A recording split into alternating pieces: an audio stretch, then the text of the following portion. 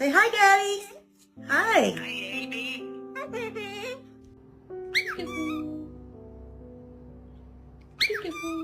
When's dinner? Because I'm so hungry.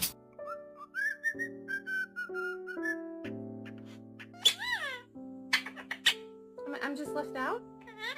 What's up? What's up? What's up? What's up? Hello. You're so jealous.